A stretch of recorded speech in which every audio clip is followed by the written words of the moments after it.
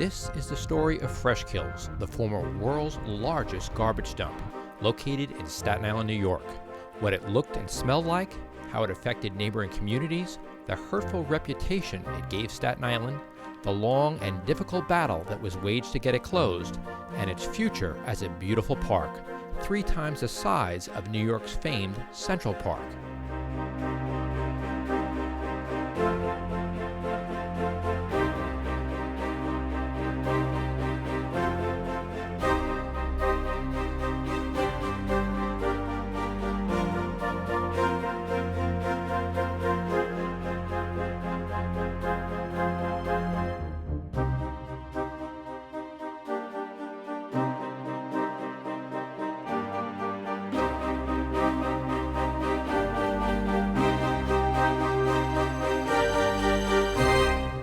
The dump had a massive impact on the people of Staten Island. This is a dump of 2,100 acres. I mean, this is the largest dump in the world. It's probably the biggest issue in the history of Staten Island. No question about that. The closure of the Fresh Kills landfill was the most important event of the century for Staten Island. Well, the first thing you'd notice is the flocks of seagulls over this mountain that was referred to not just on Staten Island, but really up and down the East Coast as Mount Trashmore. To this day, Staten Island is still known in a lot of quarters as the home of the largest landfill in America, if not the world.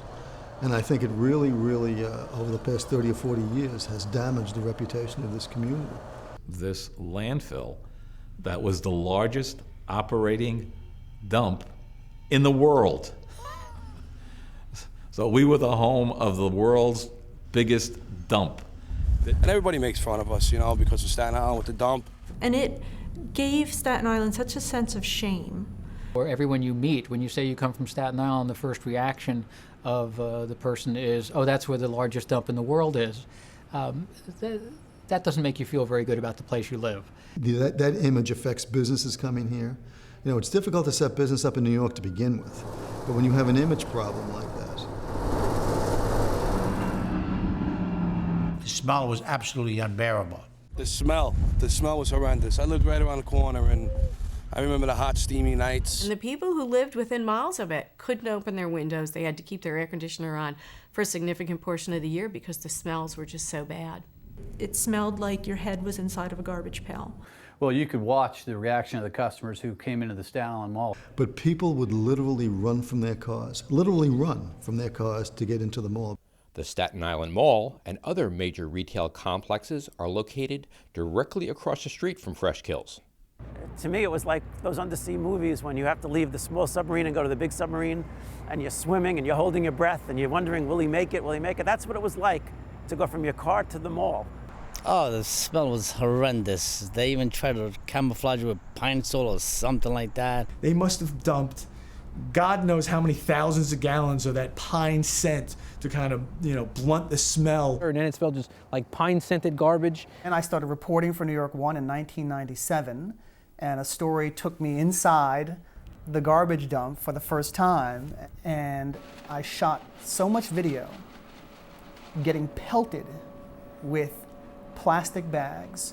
I'd be zooming in and all of a sudden, plastic bag to the face. Trees with garbage bags, plastic garbage bags, covered in them. Instead of leaves, it was garbage and garbage bags. These plastic bags were all over the fence, all over the curb areas, on the trees, on the bushes, and they were flying to neighborhoods. They would fly out of the barges and get tangled into the trees. And nobody was ever given the responsibility of getting them out of the trees. Sanitation would be erecting what are called these garbage retention fences. So you used to see almost this prison-like atmosphere up on top. It truly looked like this was almost like a camp, this kind of whole atmosphere of enclosure and being surrounded by something that was not supposed to be in polite society. Trucks going down the roads, they were tracking dirt from the landfill, going and coming back. The leakage from the trucks were on our roads. People would drive their cars, it would get on their tires. They would track that into their garages, into their homes. So that smell was always around. And it reminds me of, I don't know if you remember the Seinfeld episode, The Smelly Car? Yes. Because you had the big trucks, you had the garbage trucks, then you had the barges coming in. They were coming in from every angle. The great Navy, the great sanitation Navy would go afloat. The sanitation barges, filled with garbage from other areas of New York City, would pass the north shore of Staten Island and then cruise down the Arthur Kill along the borough's west shore. Finally, the barges would enter Freshkills and dock for unloading. The process was impressive. Heavy machinery would transfer thousands of pounds of garbage from a barge to a huge truck in just minutes. The trucks would carry the garbage to one of the 4 major sections of Freshkills. Section 3-4 is in the north, Section 6-7 is in the east, Section 2-8 is in the south-central part of the property, and Section 1-9, the most massive of all the mounds, is located on the west side of Freshkills. Together, they stretch out over more than 2,000 acres. An overview of the Freshkills property would not be complete without a look at the roadways and waterways that run through and around it. The West Shore Expressway, also known as New York State Route 440, passes right through Freshkills. Richmond Avenue, a major traffic artery and shopping area on Staten Island, provides the eastern border of the property. The Arthur Kill waterway provides the western border to Section 1-9. The waterways of Freshkills, Main Creek, and Richmond Creek border the other 3 sections. Several neighborhoods also border Freshkills. One of them is Village Greens. Well, I've been living here since 1994 in Village Greens, and Village Greens is very close to the landfill. This is a block away from Village Green. This is a picture of Arden Avenue between Veterans Road East and West. Until you see a photo like that, when you see this rotting garbage being dumped into your community, it's just going to be left there to rot. It tells you what it does to the environment and the quality of your community. This photo was taken by the Staten Island Advance on Arden Avenue in 1987. And here is what that same spot looks like today. This is Arden Avenue, especially when you come off the crest of Arden and Arden Heights.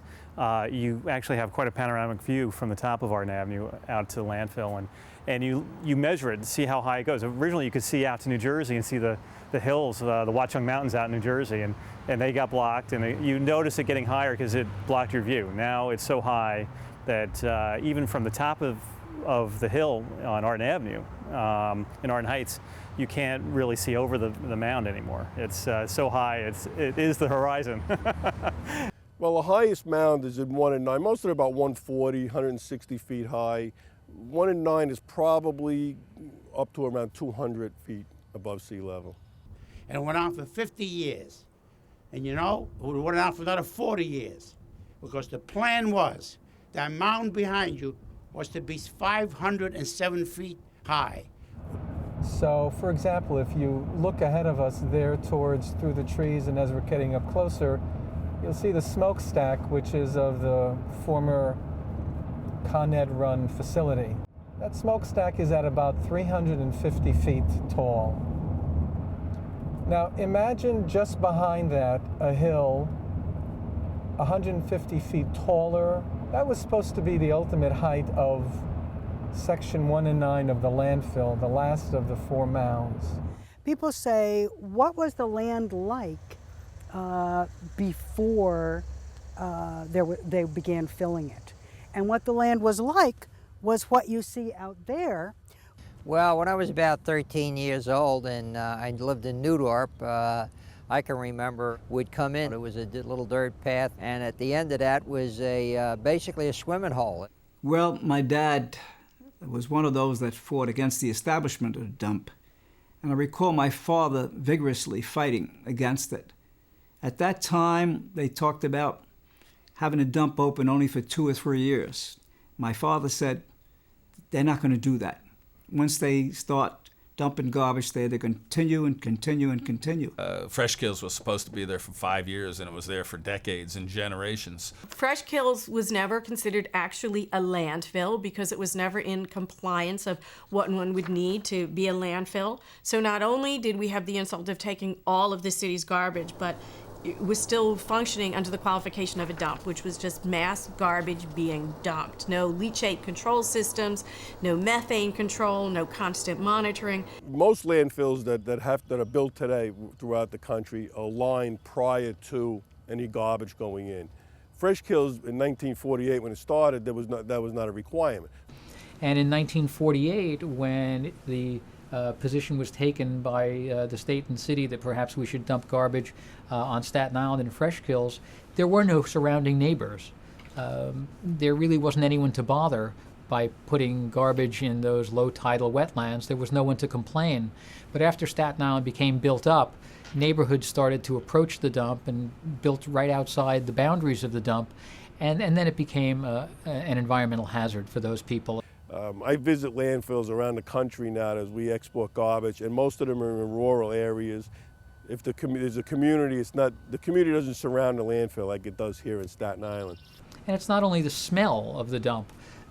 With the methane that rises, there were also some very dangerous chemicals and very dangerous compounds that could actually rise out of the dump and pollute the air of the surrounding communities. It had become, over a period of years, a serious health hazard to the people of Staten Island. We had all kinds of studies at the time about illnesses that people had because of their exposure. I remember many people contacting the office almost on a weekly basis saying, my child has asthma, or my child has cancer. Is this because of the landfill? And I don't think it was ever a coincidence that people who lived in a radius around the garbage dump seem to have higher rates of emphysema and asthma and really bad allergies. Many people don't realize that in the 1930s there were 90 garbage dumps placed around the city of New York in the 5 boroughs. And there were incinerators in Manhattan and Brooklyn, landfills at Fountain Avenue and Pennsylvania Avenue in Brooklyn, Edgemere in Queens, Pelham Bay in the Bronx. All of them were closed by the early 1990s, except for Fresh Kills. It was a 24-hour or 7-day-a-week operation at one time. We were probably taking in about 28,000 tons a day at the peak. It was a huge operation. It was atrocious, and I always had the feeling that the people in the other boroughs didn't give a damn about us. The rest of the city could care less. It's not my backyard, it's fine. It gave a quick and easy answer to governmental fathers of how to handle trash without stopping to think, well, when does this end? What are the environmental nightmares? And it was just, too easy to not spend the money to ship it someplace else. So, who cares? Dump it on Staten Island. They can't do a thing about it. One of the reasons I think that the landfill lasted so long is because Staten Island is an out-of-the-way place in a sense for the rest of the city. We're the forgotten borough, we hear so many times. Bring your garbage here. It's out of sight, out of mind. Nobody on Fifth Avenue knew where their garbage was going. They didn't care as long as it went. They were the only borough that ended up with a landfill, and all the garbage in the city, basically all the residential garbage in the city was coming to this landfill. And I think they, and rightfully so, felt put upon it. Guy was the borough president. I would walk into his office and to do an interview, he'd lean up and say, John, we're going to close this dump, We're going to close it. Okay, sir, I'm just setting up my camera, in 1 second I'll be interviewing you. Because, John, we're going to close this dump, and he would get so emotional about it. People would say it's too big, it's too expensive, there's no alternative, it can't happen. And Guy Molinaro would say every day, I'm going to close the garbage dump. And the more people told him he couldn't, the more he was determined that he would. It's rare that you can identify a turning point on an issue like Fresh Kills. But in this case, it was a morning in the spring of 1995. I remember it vividly. Guy Molinaro was the borough president, and he called his senior staff into his office, including myself and then Deputy Borough President Jim Molinaro. And he said, we have a window of opportunity. Staten Island has just helped elect a mayor in Rudy Giuliani and a governor in George Pataki. And I campaigned for both of them, and we got along well. I thought, if ever we're going to be able to do something about that dump, this is the time. If we can't close it now, we're never going to close it. Any change in those three wouldn't have happened. Guy was extremely aggressive out there and saying, we have to do this. So I had my staff do some research, and we looked at the Federal Clean Air Act, and I felt that that was the course to take. We're going to have to sue the mayor, principally, under the Federal Clean Air Act. This was important enough to Guy that Guy wanted to hold people's feet to the fire, and he said, we're going to go ahead and we're going to file the lawsuit. Now, it's a very gutsy thing for the borough president to do because he was friendly with the people that we were suing. And we would bring the case in federal court because we would have a federal claim and we would have a state claim to bring. The federal claim would be a Clean Air Act case, and the state claim would be a fair share provision of the city charter case. All the other landfills in the other boroughs had been closed. Fresh Kills was it. So we had a very potent argument about fair share. You could close it, but then what do you do with that 15,000 tons of garbage that every day is being put there? People would say it's too big, it's too expensive, there's no alternative, it can't happen. When my people would come in and tell me we couldn't do something, I would tell them that we were put here to do miracles. You're all very bright. Most people that work for me were very well educated. And I used to say, if you're that damn talented, why can't we do miracles? And there's no such thing as we can't get something that has to be done. So we're just going to work at it. We carefully and meticulously worked with them on a daily basis to show where the markets were, who was willing to take our garbage, and how much would it cost. It was the first time this had ever been done. So it was a very intricate negotiation with several states, several governors, mayors, environmental commissioners in other states. Eventually, all the details were worked out, and in 1996, the papers were signed to officially close the Fresh Kills garbage dump. But there's no greater gift that we could give to the people of Staten Island than what we're giving them today. A covenant that landfill will be closed December 31st, 2001. The press conference announcing the closure of Fresh Kills ended with a champagne toast that we'll never forget. There's no doubt that as a Staten Islander, it has to go down as one of the happiest days in our history. There were milestones put into the settlement papers, and the city agreed that they would dump less and less and less garbage there. And in fact, at the end of the day, the city exceeded those milestones. They actually did better than what we had agreed to do. So instead of closing the dump on the contractually agreed upon date of December 31st, 2001, it was closed 9 months early on March 22nd, 2001. The process of Staten Island bearing the burden of the rest of the city's garbage was inequitable, and now it's over for good. But I don't think anything is going to go down in history as more important to the people of Staten Island and the future of Staten Island than closing this dump. That day is today. It truly is a great day. No more barges, no more garbage for the people of Staten Island. I think it was possible that maybe even Guy, as optimistic as he was about it, couldn't believe that it was finally closing.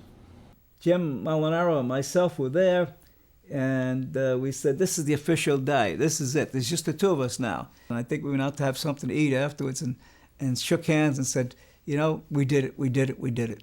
Guy was elated. So he should have been elated, and he was. And he deserves the full credit for it. Guy Molinaro closed that dump. It's that simple, not complicated. He closed the dump. If you didn't have Guy Molinaro, you would not have had the driving force for 15 years to get it done.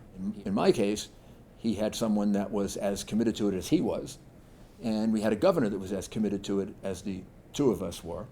An overused term, but one that is so appropriate. It was the perfect storm. Governor Pataki, Mayor Giuliani, and Guy Molinaro as borough president. For many years, we had other elected officials in office on those three levels of government that did not get the job done. Many people, including in the environmental community that hold themselves up to be the keepers of the earth, didn't care about what happened to the people on Staten Island. Department of Environmental Conservation and all the other ones had nothing to do with closing this dump. In fact, they tolerated it, They made it exist. They made it go on with consent agreements and consent agreements and consent agreements. So in March of 2001, the largest garbage dump in the world received its final load of garbage. But just a few months later, Fresh Kills would be forced to open again temporarily, following the tragedy of September 11th, 2001. Trucks brought in the remains of the World Trade Center site, which were carefully sorted through by volunteers from around the country. Bruno Shaweri, a police officer from Las Vegas, was one of those volunteers. When we arrived at Fresh Kills, everything had been set up. The hangars had been erected, the conveyor belts had been put up, and basically we were directed to work with some of the existing groups there in sifting through a lot of the rubble, going through, looking for remains, looking for anything that could help identify any of the victims. It was a very heart-wrenching experience, but when we started working with our fellow officers from NYPD and the Port Authority, we began to see that what we were doing was really necessary to help bring some peace of mind to the families of the victims. I can tell you I was never so proud to be a Staten Islander than after September 11th. Watching folks working in the dump to recover remains of loved ones, and thought, you know what? Yes, Staten Islanders are going to do this right. And that was a proud moment. And I think that we have to do something to respect the remains of the 9/11 ashes that are there in a dignified way. There will definitely be a memorial to September 11th because not only were the materials brought here, but also so many people were involved in the recovery effort here.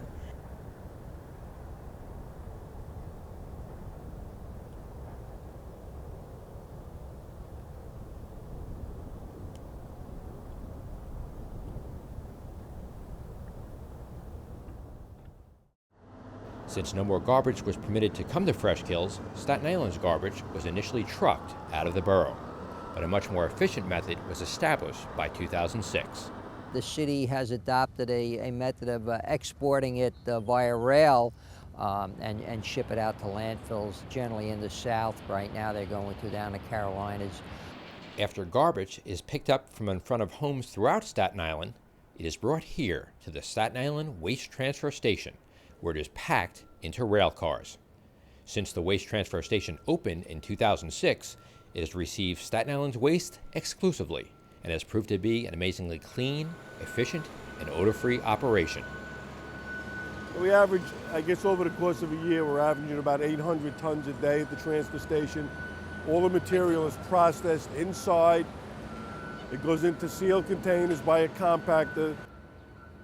So there's no garbage outside. You see there's no litter, there's no birds, there's no odor. It's really a state-of-the-art facility. I've taken people from all over the world here, and nobody can believe, how this facility operates, how it's clean. We won the Golden Transfer Station Award from the Solid Waste Association of North America. So, the word is out that this is a pretty good facility. Once the garbage is compacted into the orange containers, they are driven a short distance into the rail yard and placed on the train. One train per day leaves the waste transfer station and makes its way off of Staten Island by crossing the Arthur Hill Lift Bridge en route to its final destination in the Carolinas. It hooks up with other freight that goes along the coast, so it's a much more environmentally sound operation. I mean, that's the idea of the solid waste management plan. We were probably one of the first in which we wanted to eliminate having truck traffic go through not only our borough, but in essence, off of the island also. So you can imagine that if a compact rail car can handle anywhere between, let's say, 21 to 40 tons of garbage, you're probably eliminating right there alone anywhere from, I'd say, 10 to 15 to 20 trucks just carrying garbage off of this island. Imagine the reduction in air pollution, fuel costs, tolls. This system is basic for what you need to be able to start saying we're taking responsible environmental actions for our garbage. Also contributing to an environmentally responsible way of handling waste is the New York City Paper Recycling Program. Well, our recycling goes to one of our neighbors right down the road. VC V.C. Pratt paper recycling facility. And what we do is we take all of Manhattan's New York City curbside paper recycling to the mill by barge from New York City. And we also receive all of Staten Island's curbside paper by truck. And I'd say about 40% of Brooklyn's curbside paper comes here also by truck. So somebody's daily newspaper, literally in Manhattan, and we've done this before we filmed it, they'll put it in their curbside on Monday, and it gets out here Monday or Tuesday, and the next day it's a pizza box. Despite the dump having been closed for over 10 years, some local residents have expressed fears of it opening again. But government officials are confident that laws are in place that guarantee Freshkill's future will be purely clean and green. It was important to take that deal and embody it in legislation that makes it far more difficult, in my view, impossible, for a future mayor to welch on the deal. It's been a long time since somebody said, are you going to reopen the landfill? Hopefully that is finally put to bed. Questions when we reopen the park. I want to thank the mayor for keeping his commitment not to reopen the landfill during very, very difficult times after 9/11. You can't stop in tough times. The times to make investments are the times like now. Cement is cheaper, steel is cheaper, labor is cheaper. These are the times people need jobs. What we're doing is we're making investments so that we and our children and our grandchildren will look at the city and say this is the greatest place to live.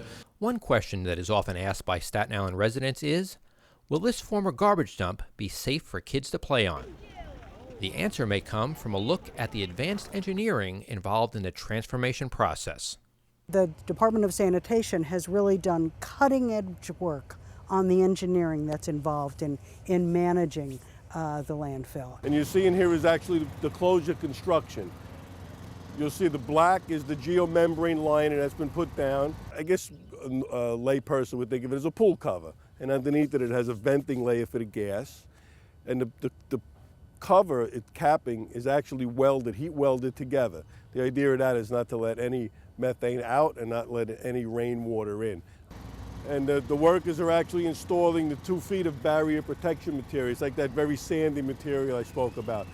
And on top of that, we will put another layer of dirt on top of that. Any place where people are going to be, the Parks Department was directed by the state DEC to use what we call residential grade dirt, meaning kids have to be able to play in it.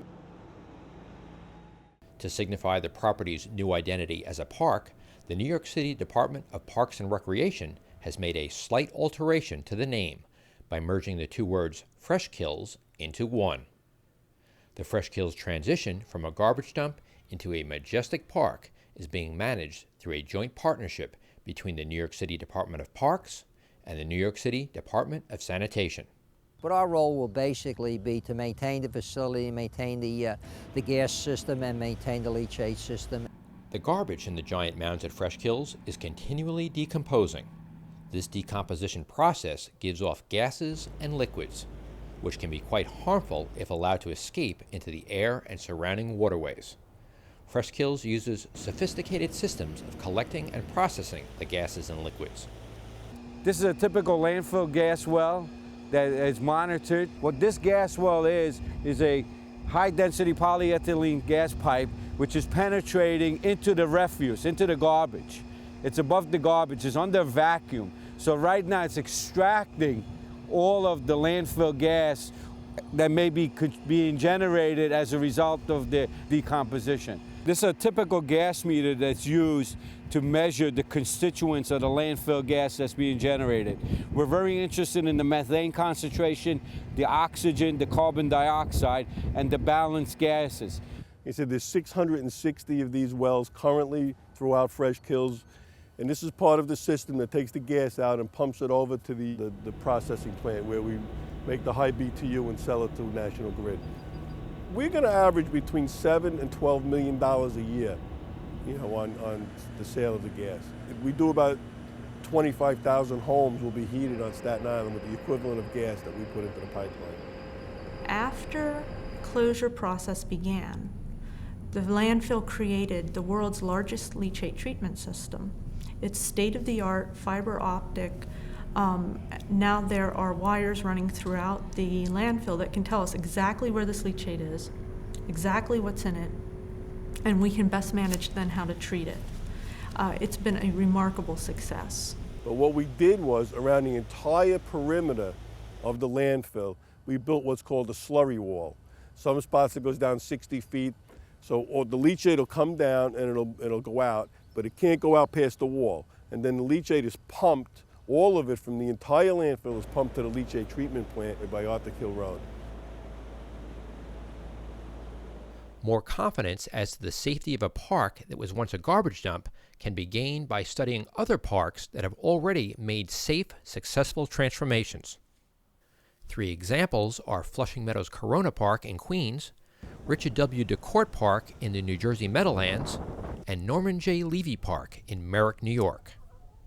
Flushing Meadows Corona Park is world famous.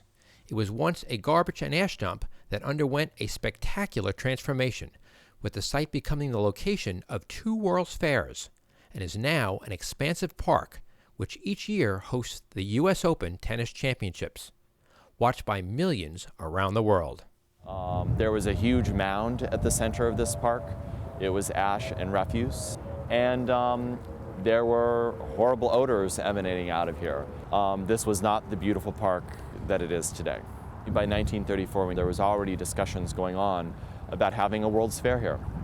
And that is ultimately the vision, to create a public park, hand it over to the public, but it was done through the mechanism of issuing bonds for a World's Fair that at the end of the World's Fair would leave a beautiful public park for New Yorkers to enjoy.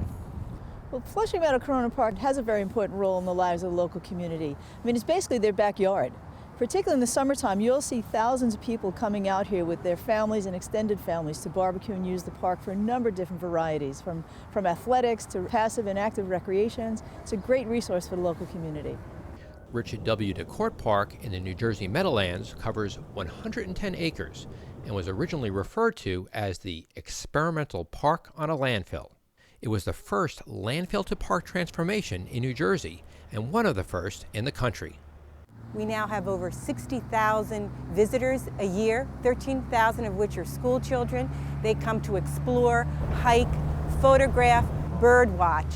It really is quite a success story of taking a blighted landscape into an urban oasis.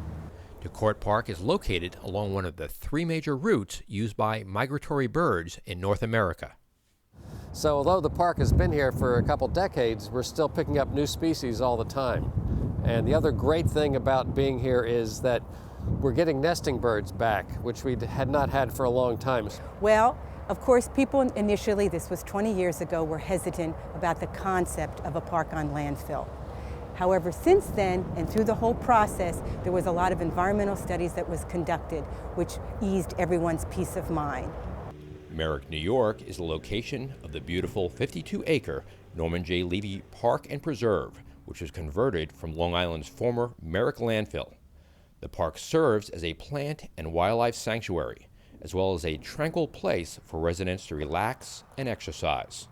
The park opened to the public in 2000 and features an agricultural windmill, 2 man-made ponds, 3 miles of hiking and jogging trails, exercise stations, a kayak launch, and a 500-foot fishing pier that extends out into Merrick Bay. When Fresh Kills is transformed into a park, it will also have many attractive features, including the use of alternative forms of energy. Here, New York City Mayor Michael Bloomberg describes the widespread interest in the advanced technologies that will be employed at Fresh Kills. Environmental and planning experts across the country will be watching and learning from the state-of-the-art land reclamation techniques and renewable energy and ecology demonstration projects that we're implementing here. It would be poetic justice if Fresh Kills, once an environmental nightmare, became an environmental beacon by having green energy technologies in place there. There was a test done for 14 months. Governor Pataki gave me $500,000 that I requested to run the test. And most of that involved measuring the wind for over a year out at the site to know exactly how strong those winds are. Really, it showed that it's a very feasible idea and a very good idea to put wind energy out at Fresh Kills. This is, without question, the best site for renewable energy in the 5 boroughs. So it's been established that it would now produce almost 6% of the requirement of electricity for Staten Island residents. It would be beneficial to the city of New York because there would be no cost to the city of New York to put these windmills there. We would envision that all construction costs would be paid for privately. So we would be the owner of the turbines. We would fund those. We would sell electricity to either the city or to Con Edison or to someone else. And so we would pay a rent or a royalty for the use of the land that we would be occupying. Very gratified that Borough President Molinaro is sort of a visionary when it comes to looking at alternative energies. He's a guy who loves parks, but also wants to see what can we do to meet the demands, the ever-growing demands of energy. Part of the goal of Plan YC is to reduce the carbon output of the city, and you can do that by using alternative forms of energy. Critics of placing windmills at Fresh Kills have expressed doubts that the capped mounds of garbage could support the weight of the turbines. Sanitation engineer Phil Gleason points out heavy structures that have already been built on top of garbage at Fresh Kills and describes the proven technology behind them. This is an example of foundation structures that can be built on the landfill and put elsewhere to support things such as wind turbines.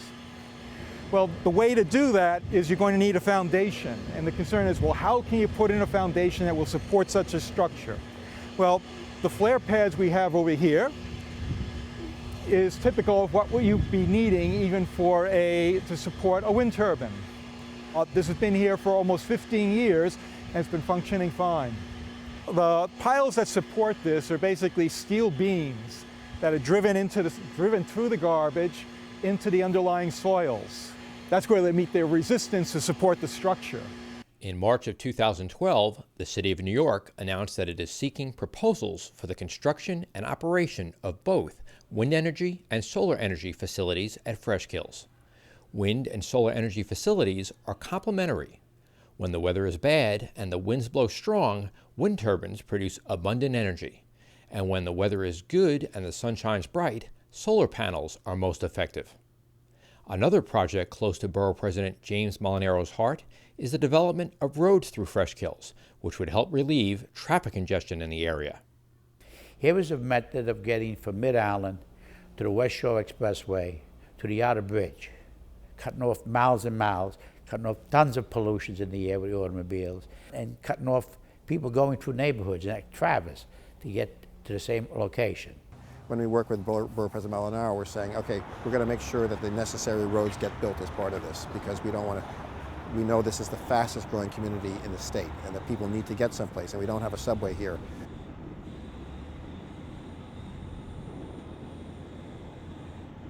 Fresh Kills already has a network of roads running through it that for decades have successfully supported the travel of heavy machinery. In addition, thousands of commercial and passenger vehicles pass through Fresh Kills every day along Route 440, Staten Island's West Shore Expressway, which bisects the Fresh Kills property. Where the Yukon Road extension is going to be is not new technology. In fact, this was used decades ago for when the West Shore Expressway was constructed, coming to the very same site. The new roads at Fresh Kills will provide the missing connection between the West Shore Expressway and the island's central shopping corridor on Richmond Avenue. Even people coming from Jersey that are coming into New Springville, they'll come right directly into the mall. They would come from Jersey. And they'll get a nice picturesque ride of a beautiful, beautiful park. We're here at the base of the new road section going from Richmond Avenue into the heart of the landfill. And in essence, it's at this point that we see what was the purpose of constructing that new road. As you come over this mound from Richmond Avenue, you will reach a point in the heart of the landfill in which you connect to existing landfill roads. Imagine in the very near future, you get to this point, when you make a right-hand turn, you will be able to go northbound onto the West Shore Expressway. If you make a left-hand turn, you would be able to go southbound onto the West Shore Expressway. So what originally would have taken you 20-25 minutes to get from the mall to any point on the West Shore Expressway, in all reality will probably take less than 5 minutes. We're at the Fresh Kills landfill, specifically at section 6 and 7, which is opposite of Richmond Avenue and the Staten Island Mall. We're at approximately elevation 80 feet. What we'd like to show you today is the roadbed that has been constructed as part of the closure construction of this landfill. The Department of Sanitation's cost of closure construction was well over $200 million for this construction. But there's major economic savings in the long term. The city decides to do the roadway. There is no requirement, no adjustments, no modifications necessary to the final cover. Thanks to the Department of Sanitation incorporating this new roadbed into its closure construction, the cover, which seals the mounds of garbage, will not need to be disturbed when the future road surface is installed. As you can see, we have a roadway bedding approximately between 80 to 110 feet, which will allow a 4-lane traffic from Richmond Avenue to West Shore Expressway and from West Shore back to Richmond Avenue. With the amount of cars we have on the island, we have to get these roads in. I'll even go beyond that. I'll say they should go in even before they plan any of the active recreation. Common sense. Let's take what was a negative for this community and let's utilize some of its infrastructure to help Staten Island. I want roads to come through here, and here's why. I want people to start to come through the site so that they actually get a sense of the potential here.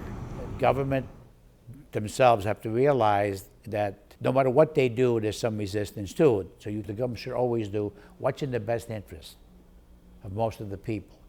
So you should move forward. You shouldn't be afraid of taking controversial positions. And I think that this is a lesson in that. This is a lesson in that. It's great to have a great big passive park with nothing on it at all, no roads and no windmills. But look at the collateral damage that you're doing to the community by not sitting down and saying, let's compromise. Back on March 22, 2001, the last barge of garbage arrived at Fresh Kills. 10 years later to the day, the city celebrated that great milestone and its progress toward transforming the property into a magnificent park by bringing in another barge. However, this one was filled with trees. At the ceremony, Sanitation Commissioner John Doherty expressed his enthusiasm for what's ahead. It's going to be a great park. We want to keep it rural, we want to keep it beautiful, we want to enjoy it, and it'll be here for all of us for a long time to come.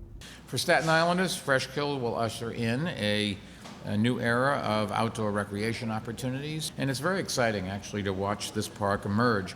The scale of it is incredible. Central Park, which most of us think of as huge, is about 800 acres. This is 2,200 acres with major water features coursing through it, and the opportunities are boundless. I tell people that Fresh Kills Park is the biggest land transformation in the world, probably, certainly in an urban area. You could be up on what feels like an alpine meadow at the very top and have views 30 miles in any direction. There's no site like it anywhere in New York City. So there's so many different characters. There's woodland, there's wetland, there's meadow. There will be active sports, passive sports, hiking, running, horseback riding, mountain biking, rowing, concerts, events, picnics, dining, you name it, it'll be taking place at Fresh Kills. Another recreational opportunity will be the multi-use path, which will accommodate pedestrians and cyclists. The 3.2-mile path will stretch primarily along Richmond Avenue on the eastern border of Fresh Kills, across the street from the Staten Island Mall and Costco. Well, the park that's planned for Fresh Kills, in my opinion, is going to make the real estate around this dump extremely valuable. I think that once the park is in, it's like we are sitting in the 50-yard line box seats to the Yankees game or to the Giants game.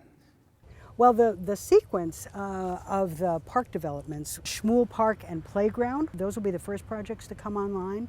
Well, Schmuel Park is one of the first capital projects that we're going to be completing for Fresh Kills. It's in the Travis neighborhood on Staten Island. Actually is right on the edge of the former Fresh Kills landfill. And it will provide one of our first public access routes to Fresh Kills Park. It is a traditional playground, but it will also have 2 basketball courts, 2 handball courts, a water feature, and of course the traditional playground equipment.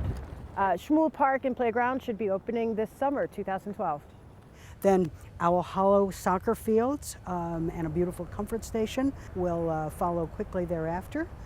Owl Hollow is one of the other capital projects that will be finishing first for Fresh Kills Park, and it includes 4 soccer fields, artificial turf, and a comfort station, lighting, and bleachers. We're really excited about having this particular project move forward. Soccer is very popular on Staten Island, and we're really happy to be able to bring that amenity to the public. Owl Hollow will open in 2013. And then we'll begin the projects within the boundaries of the landfill. So the first North Park project, which will come out to this waterway, will be coming online, we hope, within the next 2 years. And then South Park will follow likely a year after.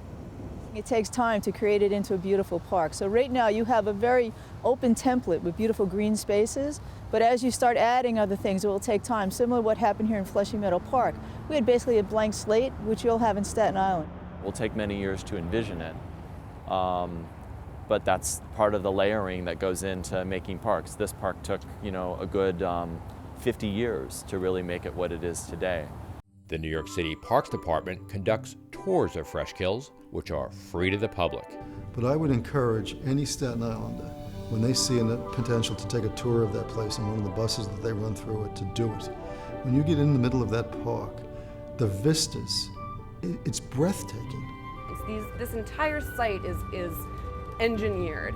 It is all calculated for slope stability, erosion control, stormwater management. Thousands of people have been through this, and the majority of them are not Staten Islanders. Now people come here, not just from all over the island, all over the city, but from all over the world. They've come from Mexico, from Israel, from Japan, China, and Argentina, just to name a few of the countries, to see what we're doing with engineering and with stewardship and building a new park. The wildlife in there is astonishing. There's a deer population on Staten Island now.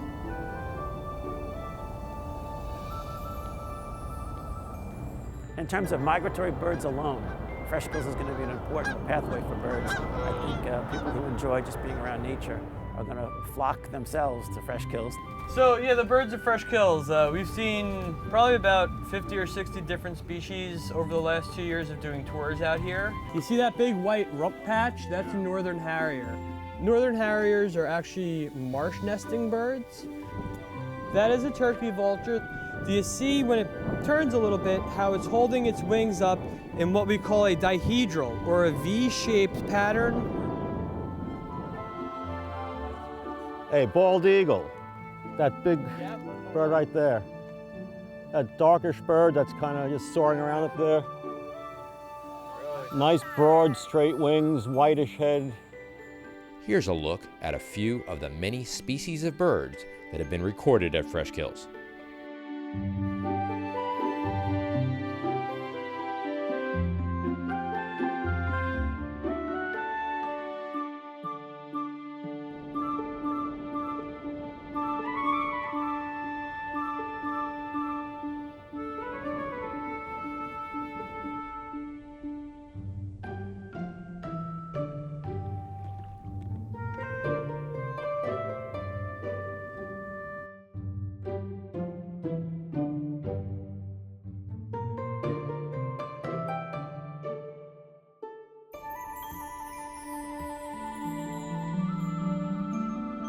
The New York City Parks Department has twice held an open house of Fresh Kills, which they call Sneak Peek. The site is not publicly open yet, but we wanted to have a special event where we could say to the public, come in, take a look at what the future holds. And people came in droves. Visitors enjoyed a wide range of fun activities, including kite flying, sightseeing, art exhibits, a petting zoo, hiking, biking, and kayaking. Seeing all the people walking in all this greenery, it's absolutely beautiful. It's very exciting. I mean, the way they made it look beautiful. I was amazed at the views. I didn't realize that you could get such a great vista from up at the top there. I'm looking forward to go canoeing and bike riding and stuff like that. It looks like a farm, but without the houses and the crops. I was up there flying a kite. Had a great view of Manhattan, actually. But it's just beautiful. You can hear the birds, things that you would never expect from a garbage dump, which was closed. And just walking the grounds, you never realize how large it really is. It's a magnificent place. It's like the Serengeti Plains. When you get up there on a nice spring or summer day and the wind is blowing gently and the grasses are waving, you can't believe you're in New York City, let alone standing at the top of what was the most horrible place you'd ever want to be in the city 20 years ago. I feel like the woman in The Sound of Music, where I want to run up the hill and start singing "The Hills Are Alive." I want to picnic here, I want to have fun here, I want to enjoy the summer and the falls. We've had people actually kind of burst into tears because they can't believe that it's come back, this site has come back to something that's so beautiful. 50 years from now, this is the most beautiful park I've ever been in. What was all this business about a landfill? Today, probably new people coming to the neighborhood probably don't realize what it is. It looks like a nice grassy hillside. Now it's pretty. Now it's pretty. Now it's nice. Look, the mountain instead of dumping garbage. Now it's definitely worth living on Staten Island. And grandfathers and grandmothers will talk to their grandkids and tell them what it was like when they were growing up on Staten Island. I think that's going to be the beauty of it. I think it's wonderful that Staten Islanders are going to be able to see the day that it is not the largest landfill, but rather the largest park in their home borough. Finally, we have community pride. If you have the story of Fresh Kills, it's a real happy ending at the end. I have a good feeling about the future of Staten Island, which is very promising right now, but it wouldn't have been but for the fact that we were able to close that dump. It was a nightmare. The nightmare is over. In the back of your mind, and you sort of use it for inspiration, that if little old Staten Island could come together and put the forces in play to end the Fresh Kills landfill, then we got a shot to win any of these battles that we're up against. It's a great example of how you set an optimistic vision and you stick with it and you get it done. What it does tell us is that Staten Islanders, if they unite, they can win on any issue, and they must unite. The answer to this is you can fight City Hall, particularly when you have a City Hall like that listens, as Mayor Giuliani did in this case. I consider the proudest achievements in my political career the ones that began this way. It cannot be done. Should be a reminder of what you can do, no matter how awful something is, how you can change it, if you have the will and the passion to do it.